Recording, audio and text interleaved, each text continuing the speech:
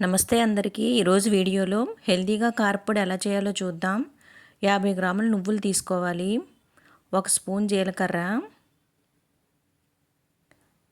Pumpkin seeds, sunflower seeds, water melon seeds ఒక్కో spoon తీసుకోవాలి. కరివేపాకు శుభ్రంగా కడుక్కొని ఒక క్లాత్ మీద ఆరబెట్టుకోవాలి. కరివేపాకు కొలత ఏమీ లేదండి. ఎండుమిర్చి 50 గ్రాములు, వెల్లుల్లిపాయ 1 వెల్లుల్లిపాయి, చింతపండు చిన్న నిమ్మకాయ సైజ్ అంత వేయాలి. ధనియాలు 50 గ్రాములు. ఇవన్నీ డ్రై రోస్ట్ చేయాలండి.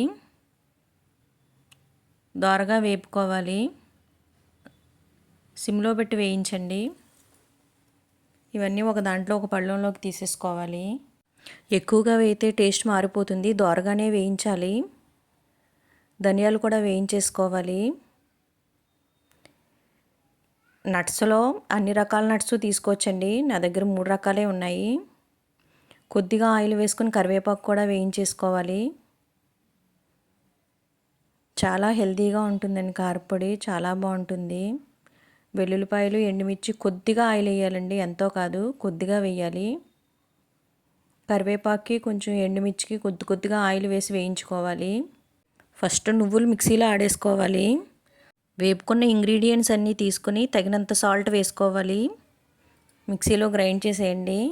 కారప్పొడి రెడీ అయిపోయింది. అన్నంలో తొలి ముద్దలో తింటేయండి గానుగ నూనె వేసుకుని, లేకపోతే నెయ్యి వేసుకున్న టేస్ట్గా ఉంటుంది.